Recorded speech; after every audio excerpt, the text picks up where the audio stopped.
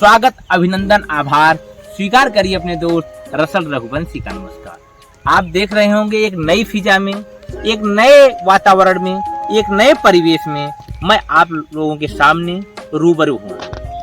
हमारे देश की इस पूरी धरती की बात करूं कि जो हमें भोजन देती है, वह धरती माँ की गोद में आज मैं आपके सामने उपस्थित हूँ। ये जो फूल हैं, ये जो पत्तियां हैं, ये हमारे जीवन को रस देते हैं, हमारे धमनियों में बहते हैं, हमारी सिराओं में दौड़ते हैं और साथ ही साथ हमारी धमनियों सिराओं में कुछ विचार भी दौड़ते हैं, कुछ सोच भी दौड़ती है, कुछ विचारधाराएं भी दौड़ती हैं, कुछ मौलिक होती हैं जिन्हें हम खुद से उत्पन्न करते हैं और कुछ बाहर से हमारे दिमाग में प्लांट की जाती है। और जो प्लांट विचारधाराएं हैं, यदि हमारी मौलिक विचारधाराओं से मेल नहीं खाती हैं तो वहीं से एक कॉन्फ्लिक्ट पैदा होता है, एक विरोधाभास पैदा होता है और यही विरोधाभास एक व्यक्तित्व को दिग्भ्रमित कर देता है, पथ भ्रष्ट कर देता है, अपने लक्ष्य से, अपनी दिशा से विमुख कर देता है। साथियों, बताना चाहूंगा आप लोगों से कि आप लोग भली भांति परिचित हैं, अच्छे तरीके से जानते हैं कि हमारे देश में साइबर मीडिया के नाम पर साइबर क्राइम किया जा रहा है।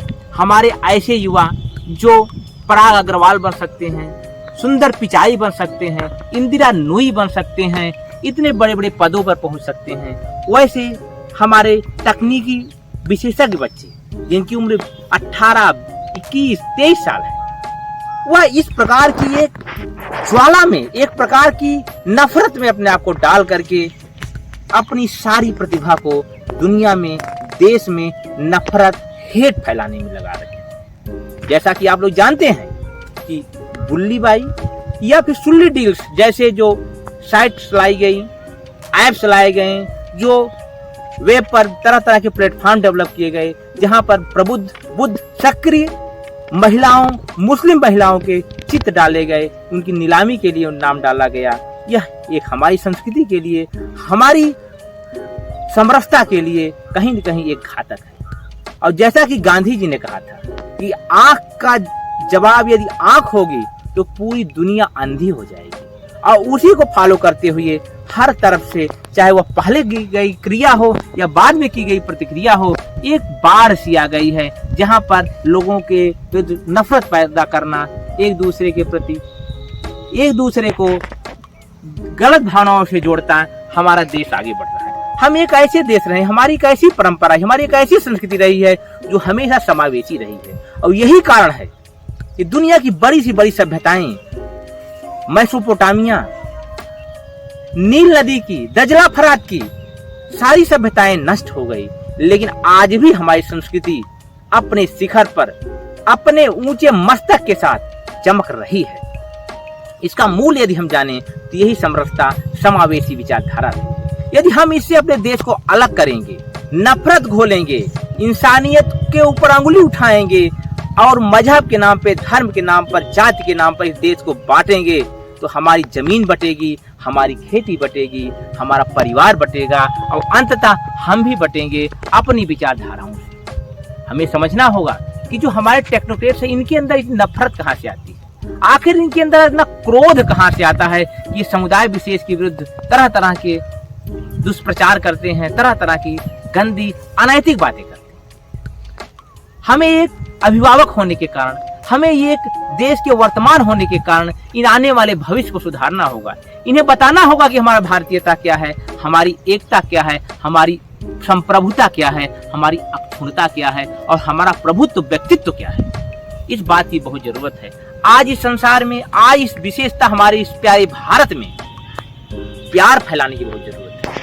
जो धर्म के नाम पर, मजहब के नाम पर दंगे भड़काने, एक दूसरे को दुखी करने, एक दूसरे को प्रताड़ित करने की बातें चलती हैं, उससे हमें बचना होगा।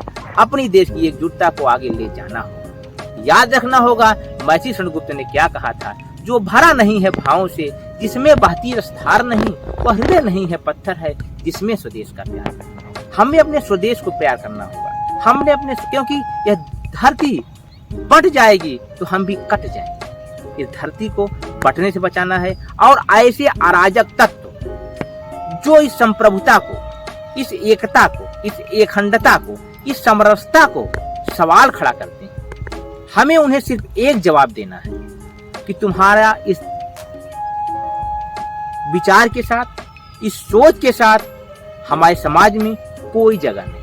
या तो अपने विचार बदलो, अपने सोच बदलो और इस भारत के एक ऐसे नागरिक बनो जो हमारी सोने की चिड़िया हमारे देश को बनाया था। हम जब बटे हैं तो गुलाम हुए हैं। हमारे 1000 साल का इतिहास इस चीज का गवाह रहा है।